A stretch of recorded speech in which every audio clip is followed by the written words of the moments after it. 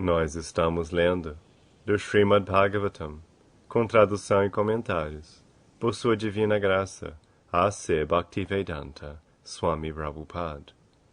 Canto 1, capítulo 13, verso 41. Sri Narada disse: Ó Rei piedoso, não te lamentes por ninguém, pois todos estão sob controle do Senhor Supremo. Portanto, todos os seres vivos e seus líderes executam adoração para serem bem protegidos. É unicamente Ele que os une e dispersa. Significado: todo ser vivo, neste mundo material ou no mundo espiritual, está sob o controle do Senhor Supremo, a personalidade de Deus. Começando de Brahmaji, o líder deste universo, e descendo até a formiga insignificante, todos estão sendo orientados pela ordem do Senhor Supremo. Desse modo, a posição constitucional do ser vivo é de subordinação, sob o controle do Senhor. O ser vivo tolo, especialmente o homem, rebela-se artificialmente contra a lei do Supremo, e assim é castigado como um asura, ou violador da lei.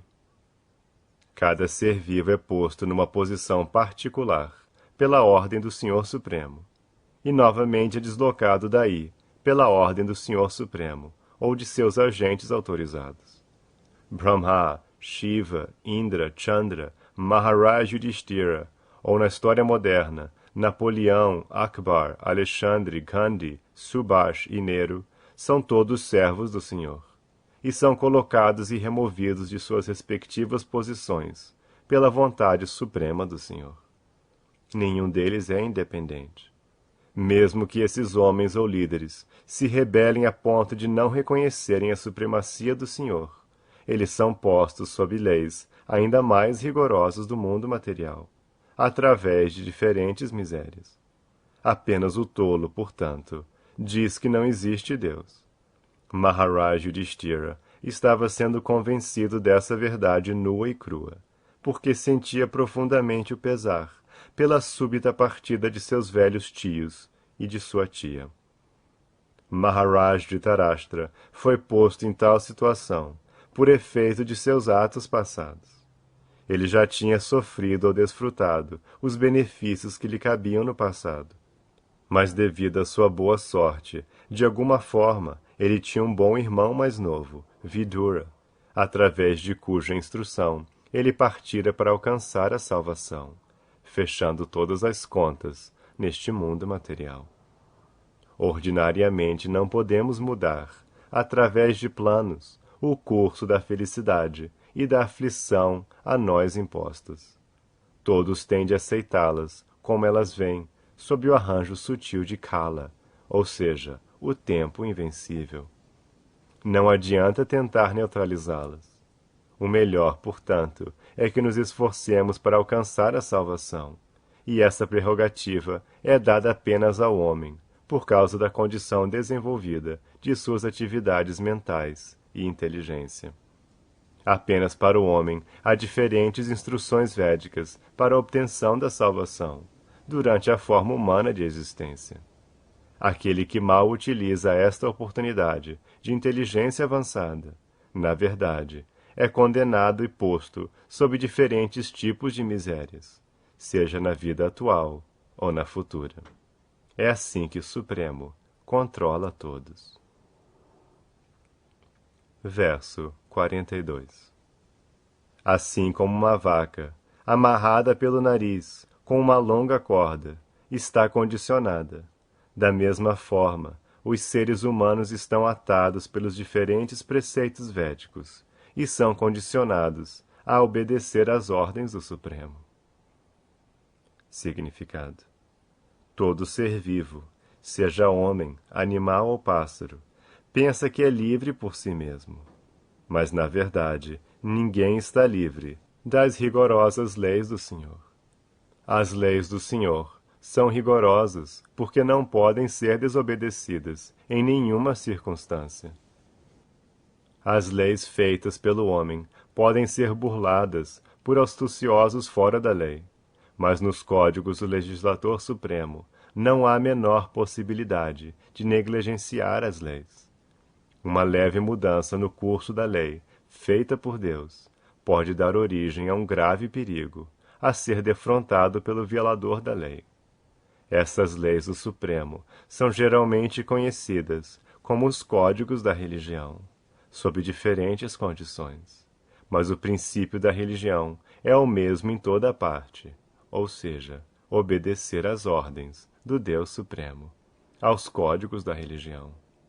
Esta é a condição da existência material. Todos os seres vivos no mundo material têm aceito o risco da vida condicionada por sua própria escolha, e estão assim apanhados na armadilha das leis da natureza material.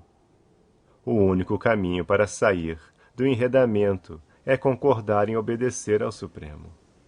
Mas ao invés de se livrarem das garras de Maya, ou ilusão, os seres humanos tolos deixam-se atar por diferentes nomenclaturas, sendo designados como Brahmanas, Kshatriyas, Vaishyas, Shudras, Hindus, maometanos, indianos, europeus, americanos, chineses e muitas outras.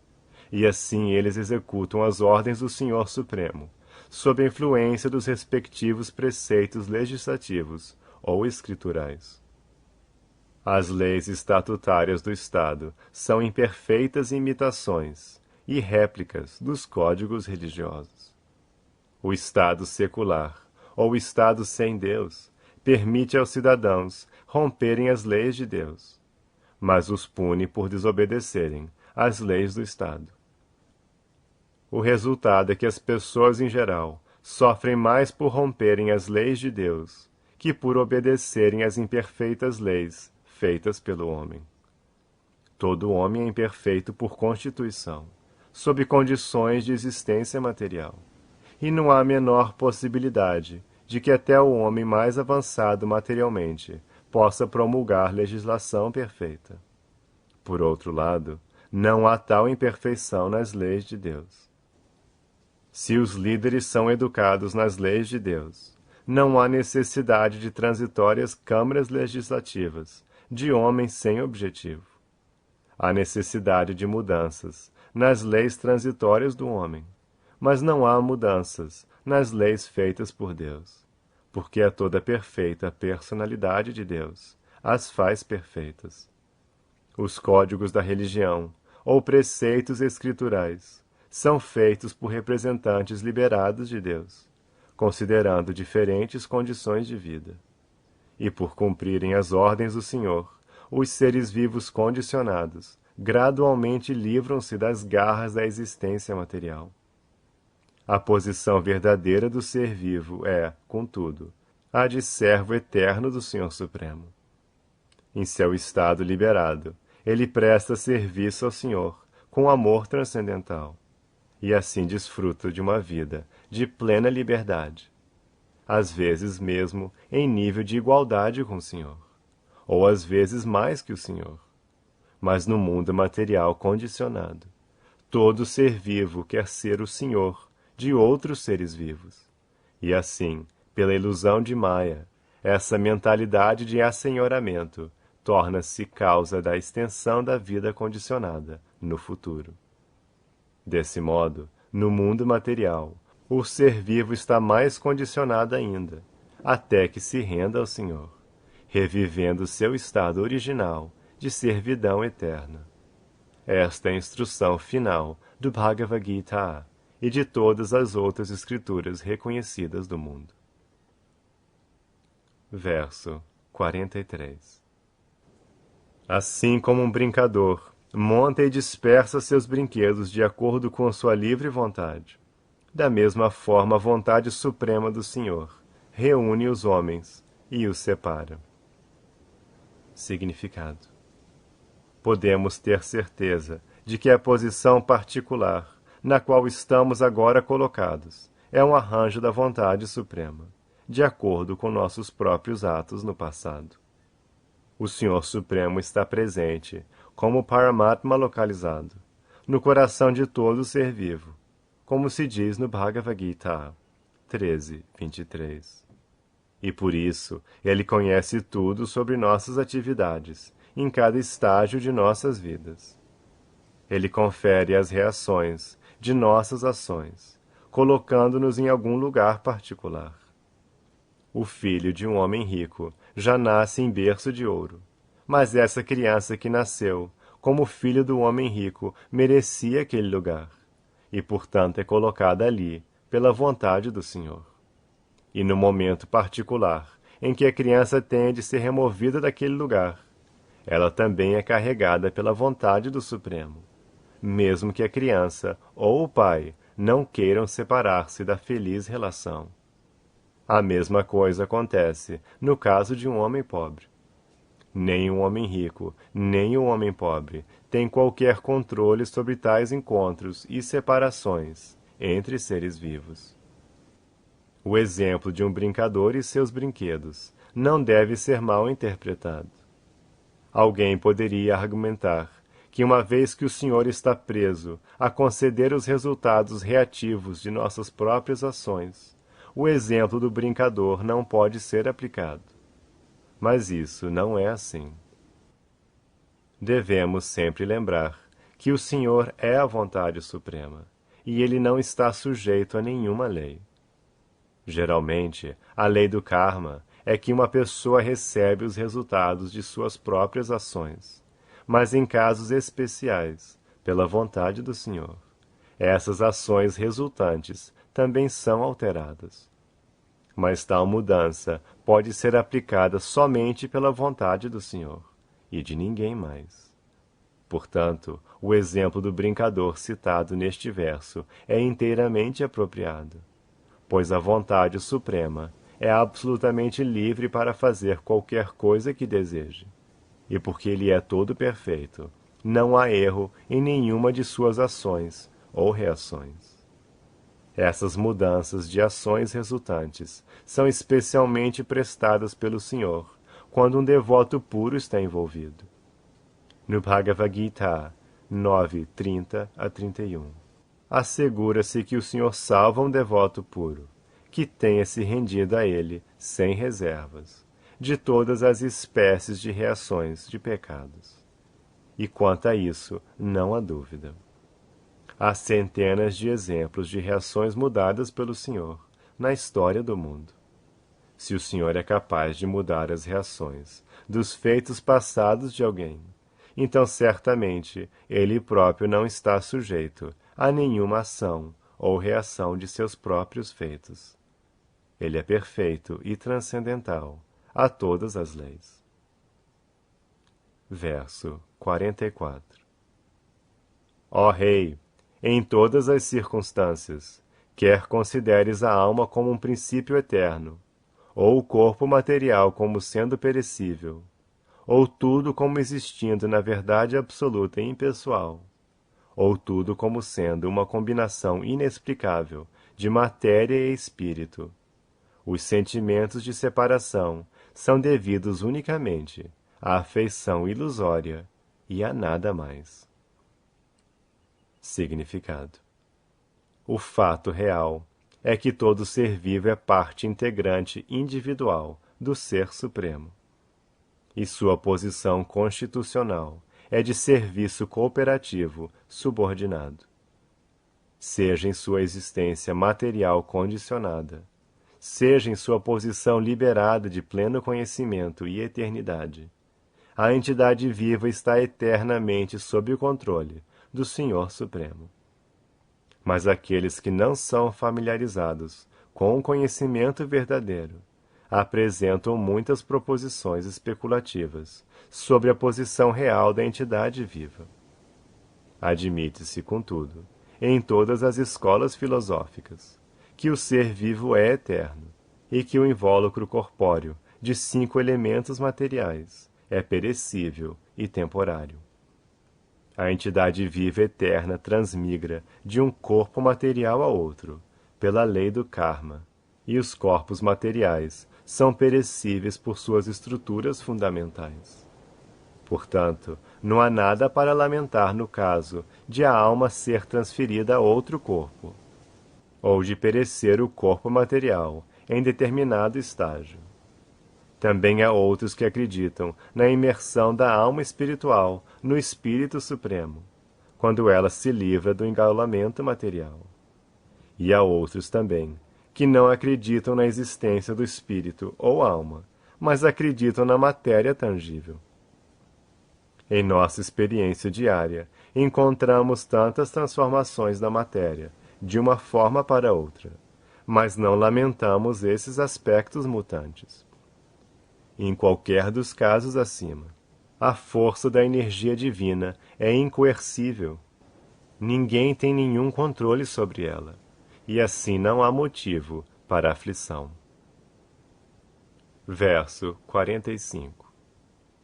Portanto, abandona tua ansiedade devido à ignorância do eu. Agora estás pensando em como eles, pobres criaturas desamparadas, existirão sem ti. Significado: quando pensamos em nossos amigos e parentes como dependentes de nós, isso se deve à ignorância. Toda criatura viva recebe toda a proteção, por ordem do Senhor Supremo, em termos de sua posição adquirida no mundo. O Senhor é conhecido como Bhuta Brit, aquele que dá proteção a todos os seres vivos. Devemos apenas desempenhar nossos deveres, pois ninguém mais além do Senhor Supremo pode proteger alguém. Isso se explica mais claramente no seguinte verso. Verso 46. Este corpo material grosseiro, feito de 5 elementos, já está sob o controle do tempo eterno, Kala, da ação, Karma, e dos modos da natureza material, Guna. Como ele pode, então, estando já nas mandíbulas da serpente, proteger os outros? Significado: os movimentos mundiais de libertação, através de propaganda política, econômica, social e cultural, não podem beneficiar a ninguém, pois eles são controlados por poder superior. Um ser vivo condicionado está sob total controle da natureza material, representada pelo tempo eterno e pelas atividades sob o ditame dos diferentes modos da natureza. Há 3 modos materiais da natureza, a saber, bondade, paixão e ignorância. A menos que estejamos situados no modo da bondade, não podemos ver as coisas como elas são. O apaixonado e o ignorante não podem nem mesmo ver as coisas como elas são. Portanto, uma pessoa que é apaixonada e ignorante não pode dirigir suas atividades para o caminho correto. Somente o homem na qualidade da bondade pode ser útil até certo ponto. A maioria das pessoas são apaixonadas e ignorantes, e, portanto, seus planos e projetos dificilmente podem fazer algum bem aos outros. Acima dos modos da natureza está o tempo eterno, que é chamado de Kala, porque muda o aspecto de tudo no mundo material. Mesmo que sejamos capazes de fazer algo temporariamente benéfico, o tempo cuidará para que o bom projeto seja frustrado no decorrer do tempo.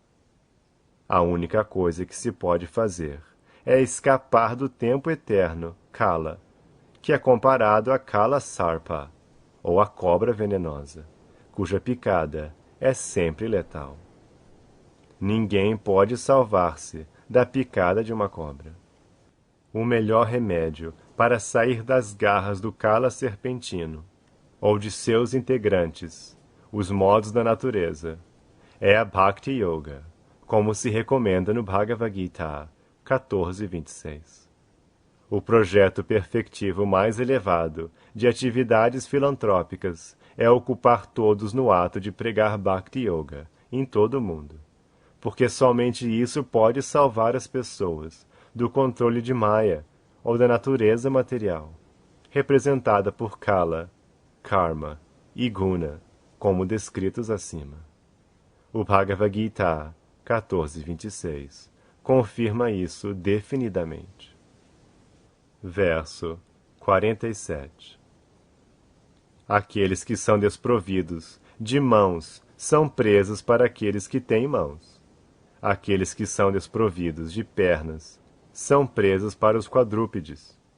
O fraco é a subsistência do forte, e a regra geral mantém que um ser vivo é alimento para outro. Significado: existe pela vontade suprema uma lei sistemática de subsistência na luta pela vida, e não há como escapar, seja lá o qual for a soma de planejamentos.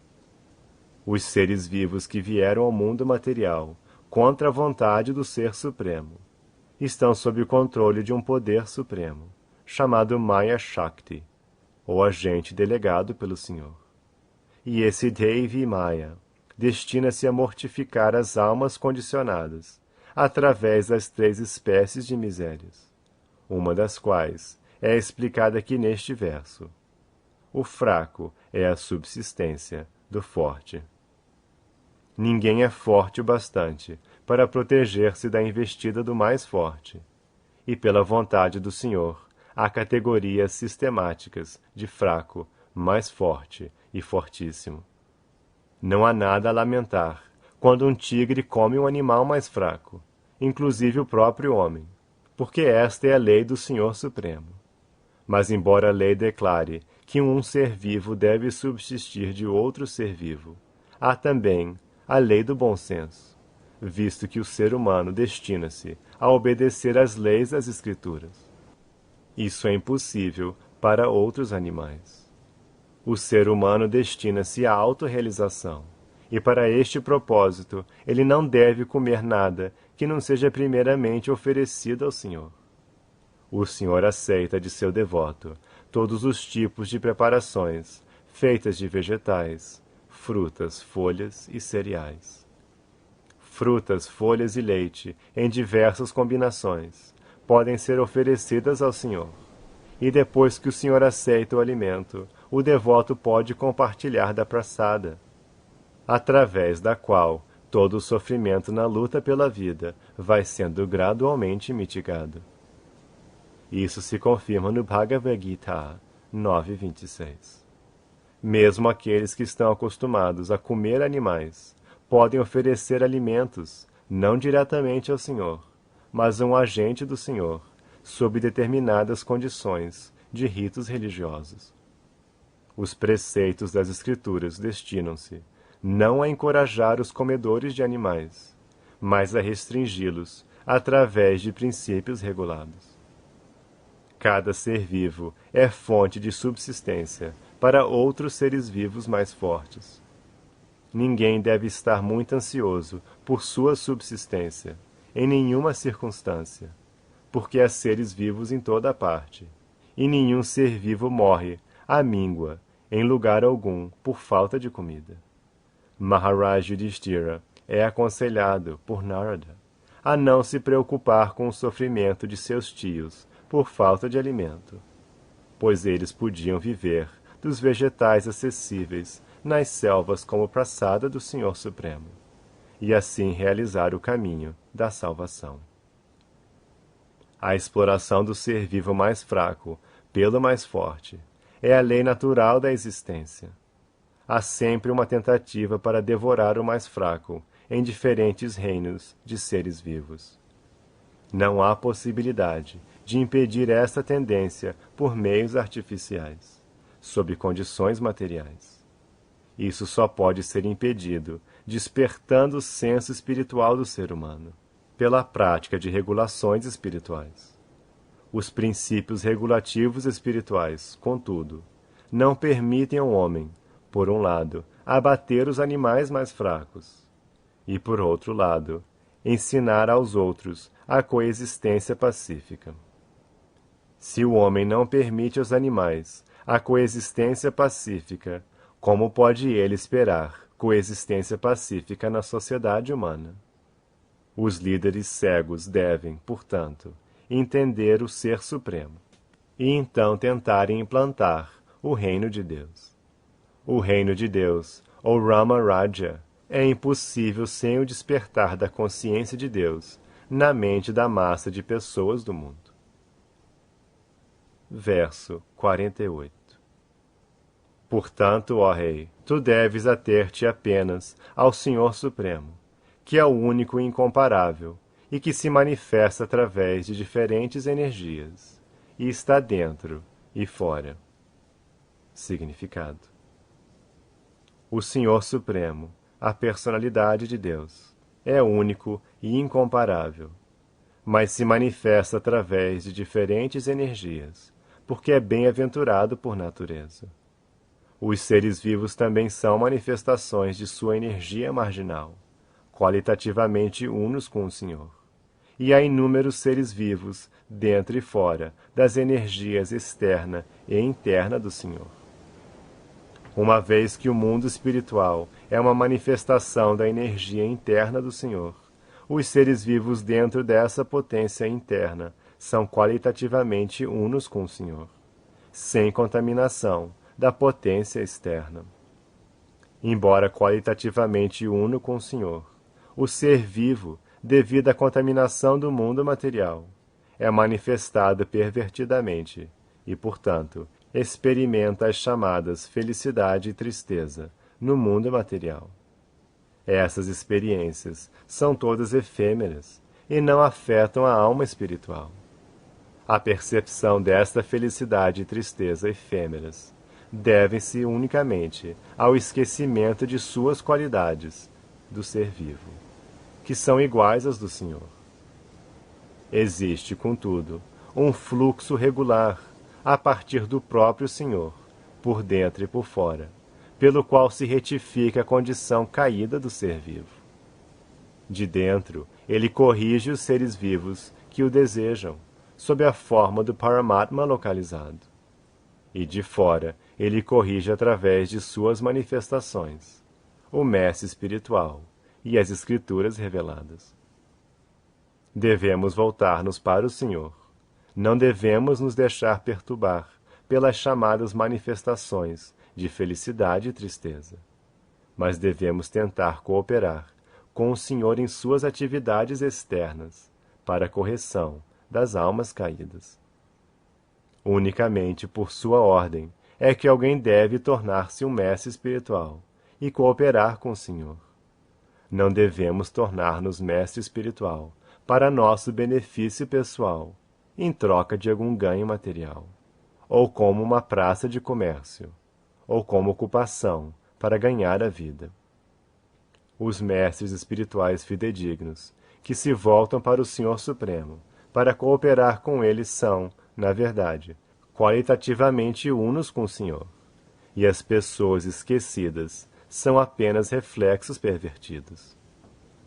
Yudhishthira Maharaj é aconselhado por Narada, portanto, a não se deixar perturbar pelos afazeres da chamada felicidade e tristeza, mas a ater-se apenas ao Senhor, a executar a missão para a qual o Senhor desceu. Este era seu dever primordial. Verso 49. Esta suprema personalidade de Deus, Senhor Shri Krishna, no disfarce do tempo que tudo devora, Kala Rupa, desce agora à terra para eliminar do mundo os invejosos. Significado: há duas classes de seres humanos, a saber, o invejoso e o obediente. Uma vez que o Senhor Supremo é único e é o Pai de todos os seres vivos, os seres vivos invejosos também são seus filhos, mas eles são conhecidos como asuras. Mas os seres vivos que são obedientes ao Pai Supremo são chamados de Devatas, ou semideuses, porque não estão contaminados pelo conceito material de vida. Os asuras são não apenas invejosos do Senhor, negando até mesmo a existência do Senhor, mas também são invejosos de todos os outros seres vivos. O predomínio de asuras no mundo é ocasionalmente retificado pelo Senhor, quando ele os elimina do mundo e estabelece um governo de Devatas, como os Pandavas. Sua designação como Kala em disfarce, é significativa. Ele não é perigoso, em absoluto, mas é a forma transcendental de eternidade, conhecimento e bem-aventurança. Para os devotos, sua forma verdadeira é revelada. E para os não devotos, ele aparece como Kala Rupa, que é a forma causal. Essa forma causal do Senhor não é nada agradável para os Asuras, e, portanto, eles consideram que o Senhor é sem forma, para sentirem que estão seguros de que não serão aniquilados pelo Senhor.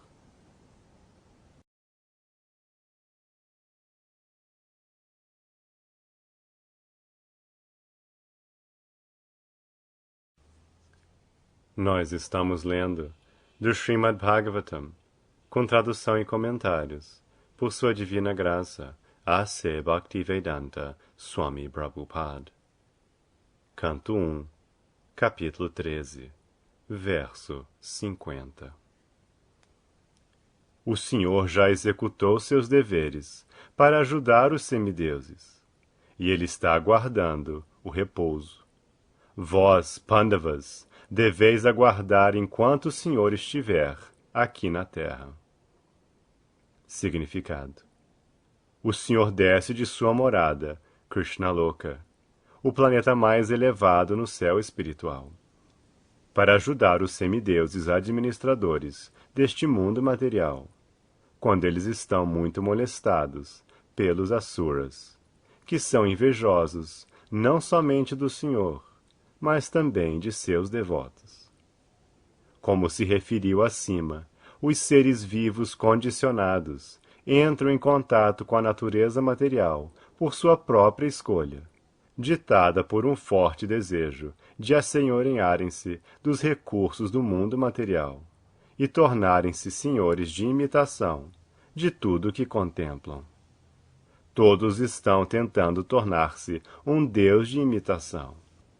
Há uma mordaz competição entre tais deuses de imitação, e esses competidores são geralmente conhecidos como Asuras. Quando há demasiados Asuras no mundo, então ele se transforma em inferno para aqueles que são devotos do Senhor.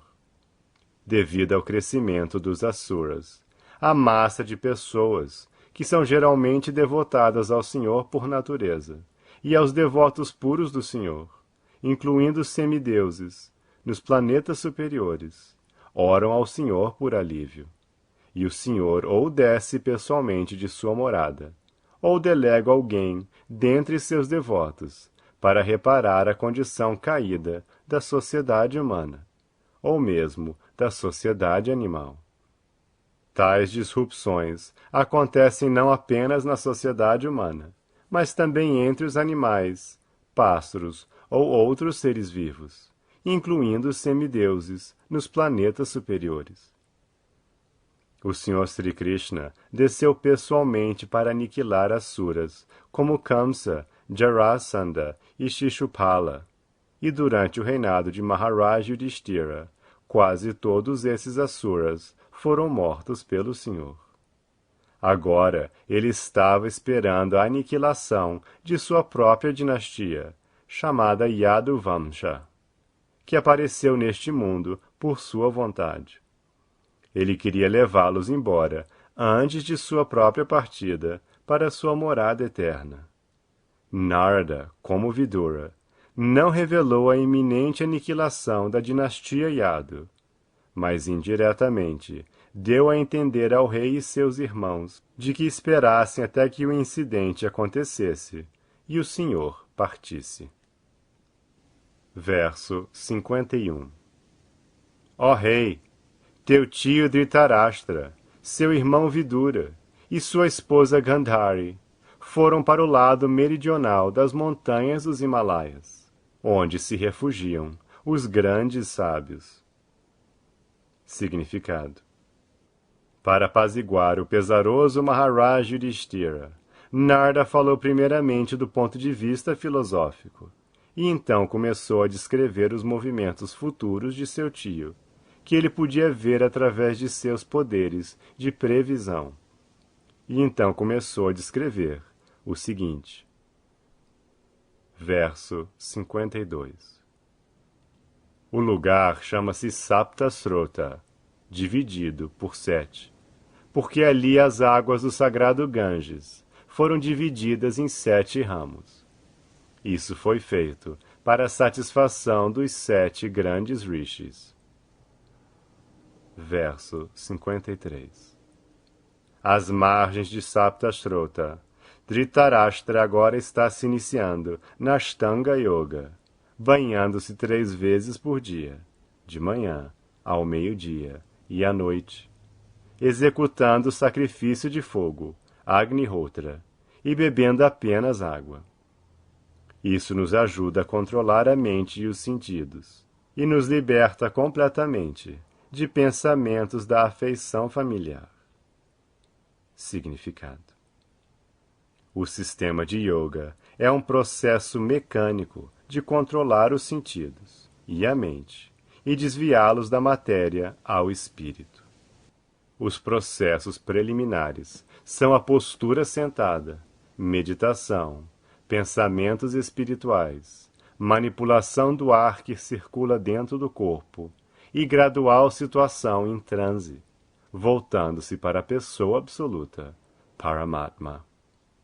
Tais maneiras mecânicas de elevação à plataforma espiritual prescrevem alguns tipos de princípios regulativos, como tomar banho 3 vezes ao dia, jejuar tanto quanto possível, sentar-se e concentrar a mente em temas espirituais, e assim livrar-se gradualmente de vishaya, ou objetivos materiais.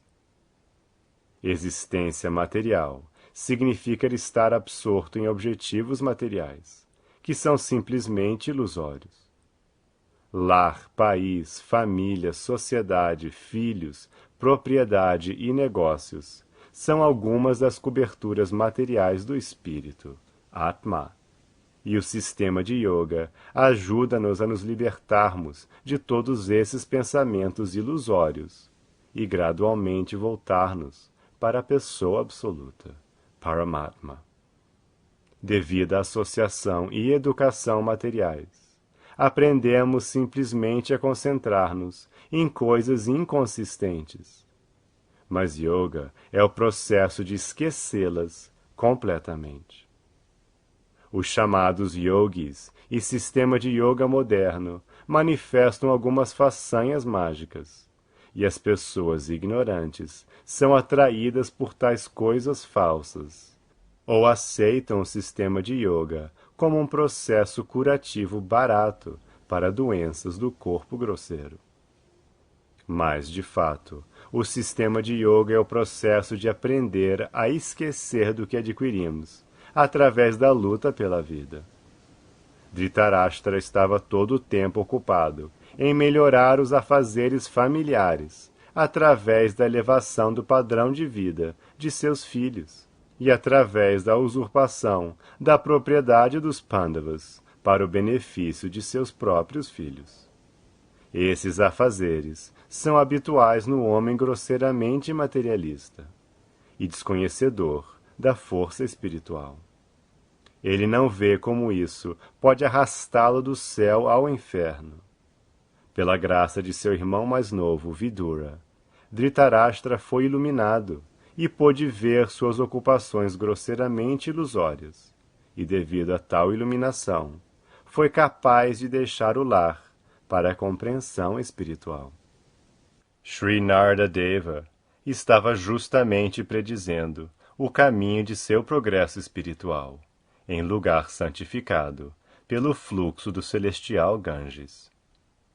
Beber apenas água, sem nenhum alimento sólido, também é considerado jejum. Isso é necessário para o avanço no conhecimento espiritual. Um homem tolo quer ser yogi barato, sem observar os princípios regulativos. Um homem que não tem controle sobre a língua, a princípio, não pode tornar-se um yogi. Yogi e bhogi são 2 termos opostos. O bhogi, ou folgazão que come e bebe, não pode ser um yogi, pois o yogi nunca tem permissão de comer e beber irrestritamente. Podemos notar, com proveito, como Dhritarashtra começou seu sistema de yoga, bebendo apenas água e sentando calmamente em lugar com atmosfera espiritual, profundamente absorto em pensamentos sobre o Senhor Hari, a personalidade de Deus. Verso 54. Aquele que controla as posturas sentadas, as asanas yógicas e o processo respiratório, pode fixar os sentidos na absoluta personalidade de Deus, e desse modo tornar-se imune às contaminações dos modos da natureza material, a saber, bondade mundana, paixão e ignorância. Significado: as atividades preliminares do caminho da yoga são asana, pranayama, pratyahara, dhyana, dharana, etc. Maharaj Dhritarashtra alcançaria sucesso nessas ações preliminares, porque estava sentado em lugar santificado e estava se concentrando em um único objetivo, ou seja, a suprema personalidade de Deus, Hari. Assim, todos seus sentidos estavam sendo ocupados no serviço ao Senhor. Esse processo ajuda diretamente o devoto a libertar-se das contaminações dos três modos materiais da natureza. Mesmo o modo mais elevado, o modo material de bondade, também é causa de cativeiro material. Isso para não falar das outras qualidades, a saber, paixão e ignorância. Paixão e ignorância aumentam a tendência material de anseio por desfrute material, e um forte senso de luxúria provoca o acúmulo de riqueza e poder. Alguém que tenha conquistado essas duas mentalidades baixas e tenha se elevado à plataforma de bondade, que é plena de conhecimento e moralidade, também não pode controlar os sentidos, a saber, os olhos, a língua, o nariz, o ouvido e o tato. Mas alguém que tenha se rendido aos pés de lótus do Senhor Hari, como se mencionou acima, pode transcender todas as influências dos modos da natureza material e fixar-se no serviço ao Senhor. O processo de Bhakti Yoga, portanto, aplica diretamente os sentidos no serviço amoroso ao Senhor. Isso proíbe o executante de ocupar-se em atividades materiais. Esse processo de converter os sentidos do apego material ao transcendental serviço amoroso ao Senhor chama-se pratyahara, e o próprio processo chama-se pranayama, terminando finalmente em samadhi, ou absorção em satisfazer o Supremo Senhor Hari, por todos os meios. Verso 55. Dhritarashtra terá que amalgamar sua identidade pura com a inteligência e então imergir no Ser Supremo, com conhecimento de sua unidade qualitativa, como uma entidade viva, com o Brahman Supremo. Livrando-se do céu limitado, ele terá de elevar-se ao céu espiritual. Significado: o ser vivo, devido a seu desejo de assenhorar-se do mundo material e negar-se a cooperar com o Senhor Supremo, entra em contato com a soma total do mundo material, ou seja, o Mahatattva, e do Mahatattva desenvolve-se sua falsa identificação com o mundo material, inteligência, mente e sentidos. Isso cobre sua identidade espiritual pura. Através do processo iógico, quando sua identidade pura é compreendida em autorrealização, a pessoa tem que reverter a posição original, amalgamando os 5 elementos grosseiros e os elementos sutis, mente e inteligência, novamente no Mahatattva. Desse modo, livrando-se das garras do Mahatattva, ela tem de emergir na existência da superalma. Em outras palavras, ela tem de compreender que qualitativamente não é diferente da superalma, e assim ela transcende o céu material através de sua pura e idêntica inteligência, tornando-se assim ocupada no transcendental serviço amoroso ao Senhor. Este é o desenvolvimento perfectivo mais elevado da identidade espiritual, que foi alcançado por Dhritarashtra, pela graça de Vidura e do Senhor. A misericórdia do Senhor foi-lhe concedida através de seu contato pessoal com Vidura, e quando ele estava realmente praticando as instruções de Vidura, o Senhor auxiliou a alcançar o estágio perfectivo mais elevado. Um devoto puro do Senhor não vive em nenhum planeta do céu material, tampouco sente qualquer contato com os elementos materiais. Seu chamado corpo material não existe, estando saturado da corrente espiritual de interesses idênticos aos do Senhor, e assim ele está permanentemente livre de todas as contaminações da totalidade do Mahatattva. Ele está sempre no céu espiritual, o qual ele alcança por ser transcendental às sétupulas coberturas materiais, como efeito de seu serviço devocional. As almas condicionadas estão dentro das coberturas, ao passo que a alma liberada está muito além da cobertura. Verso 56.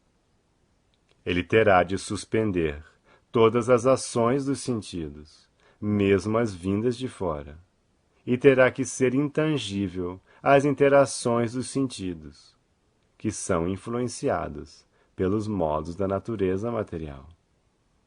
Após renunciar a todos os deveres materiais, deverá estabelecer-se inamovivelmente, além de todas as fontes de obstáculos no caminho.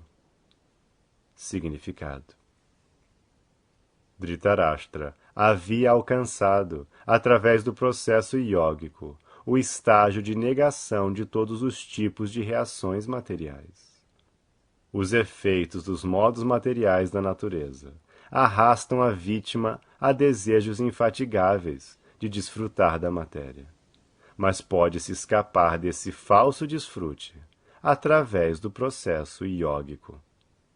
Todos os sentidos estão sempre ocupados em buscar seu alimento, e assim a alma condicionada é assaltada por todos os lados e não tem oportunidade de fixar-se em nenhuma busca. Narda aconselhou Maharaj Yudhishthira a não perturbar seu tio, tentando trazê-lo de volta ao lar. Agora ele estava além da atração de qualquer coisa material. Os modos materiais da natureza, os gunas, têm seus diferentes modos de atividades, mas acima dos modos materiais da natureza está o modo espiritual, que é absoluto. Nirguna significa sem reação. O modo espiritual e seus efeitos são idênticos. Portanto, a qualidade espiritual distingue-se de sua contraparte material pela palavra Nirguna. Após a completa suspensão dos modos materiais da natureza, a pessoa é admitida à esfera espiritual, e a ação ditada pelos modos espirituais chama-se serviço devocional, ou Bhakti. Portanto, Bhakti é Nirguna, alcançado pelo contato direto com o Absoluto. Verso 57. Ó Rei, ele abandonará seu corpo mais provavelmente no 5º dia a partir de hoje, e seu corpo converter-se-á em cinzas. Significado: a profecia de Narda Muni proibia Yudhishthira Maharaj de ir ao lugar onde estava seu tio, mesmo porque, após abandonar o corpo por seu próprio poder místico, Dhritarashtra não teria necessidade de nenhuma cerimônia fúnebre. Narada Muni indicou que seu corpo, por si só, reduzir-se-ia a cinzas. A perfeição do sistema de yoga é alcançada através deste poder místico. O yogi é capaz de abandonar seu corpo por sua própria escolha e pode alcançar qualquer planeta que deseje, convertendo o corpo atual em cinzas, através do fogo ateado por ele mesmo. Verso 58. Enquanto estiver de fora, observando seu esposo, que se queimará no fogo do poder místico, juntamente com sua cabana de palha, sua casta esposa entrará no fogo com absorta atenção. Significado: Gandhari era dama casta ideal, companheira inseparável de vida de seu esposo, e, portanto, quando viu seu esposo ardendo no fogo da yoga mística, juntamente com sua cabana de palha, ela desesperou-se. Ela deixara o lar após perder seus 100 filhos, e na floresta viu que seu muito amado esposo também estava ardendo. Agora ela sentia-se realmente sozinha, e por isso entrou no fogo de seu esposo e acompanhou-o rumo à morte. Essa entrada de uma dama casta no fogo do esposo morto chama-se rito sati, e a ação é considerada como a mais perfeita para uma mulher. Num período posterior, o rito sati tornou-se um obnóxio costume criminoso, porque a cerimônia era imposta mesmo a mulheres que não a desejavam. Nesta era caída, não é possível para mulher alguma seguir o rito sati da maneira casta como foi feito por Gandhari e outras, em eras passadas. Uma mulher casta como Gandhari sentiria a separação do esposo a arder-lhe mais que o fogo verdadeiro. Uma dama assim pode observar o rito sati voluntariamente, não havendo imposição criminosa por parte de ninguém.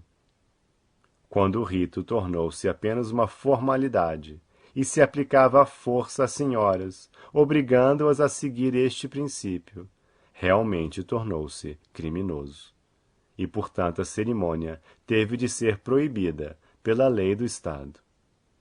Essa profecia de Narada Muni a Maharaj Yudhishthira proibia-o de ir até sua tia enviuvada. Verso 59. Vidura, comovido pelo deleite, bem como pelo pesar, deixará então aquele lugar de peregrinação sagrada. Significado: Vidura ficou atônito de ver a maravilhosa partida de seu irmão Dhritarashtra como um yogi liberado, pois em sua vida passada ele fora muito apegado ao materialismo. É claro que foi unicamente devido a Vidura que seu irmão alcançou a meta de vida desejável. Vidura ficou, portanto, satisfeito de saber isso, mas estava pesaroso de não ter podido tornar seu irmão em devoto puro. Isso não foi feito por Vidura, devido a que Dhritarashtra havia sido inimigo dos Pandavas, que eram todos devotos puros do Senhor. Uma ofensa aos pés de um Vaishnava é mais perigosa que uma ofensa aos pés de lótus do Senhor. Vidura foi certamente liberal em conceder misericórdia a seu irmão Dhritarashtra, cuja vida passada fora muito materialista. Mas, em última análise, o resultado de tal misericórdia certamente dependia da vontade do Senhor Supremo, na presente vida dele. Portanto, Dhritarashtra alcançou apenas a liberação, e após muitos de tais estados liberados de vida, pode-se atingir o estágio de serviço devocional.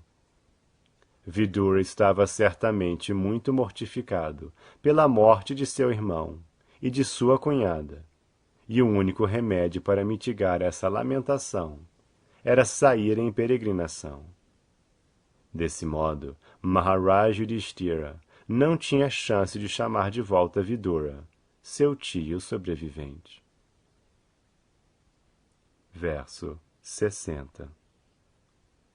Tendo falado dessa maneira, o grande sábio Narada, juntamente com sua Vina, ascendeu ao espaço exterior. Yudhishthira guardou suas instruções em seu coração, e assim foi capaz de desvencilhar-se de todas as lamentações. Significado: Sri Narada-ji é um eterno homem do espaço, tendo sido dotado de corpo espiritual pela graça do Senhor. Ele pode viajar nos espaços exteriores dos mundos material e espiritual, sem restrições, e pode aproximar-se de qualquer planeta no espaço ilimitado, em questão de segundos. Já discutimos sua vida anterior, como o filho de uma criada. Devido à sua associação com devotos puros, ele foi elevado à posição de eterno homem do espaço, tendo assim plena liberdade de movimento. Deve-se, portanto, tentar seguir os passos de Narada Muni, e não fazer um esforço fútil para alcançar outros planetas, através de meios mecânicos. Maharaj Yudhishthira era um rei piedoso, e portanto podia de vez em quando ver Narada Muni. Qualquer pessoa que deseje ver Narada Muni deve, primeiramente, ser piedosa e seguir os passos de Narada Muni. Neste ponto, encerram-se os significados Bhaktivedanta do primeiro canto, 13º capítulo do Srimad Bhagavatam, intitulado Dhritarashtra abandona o lar.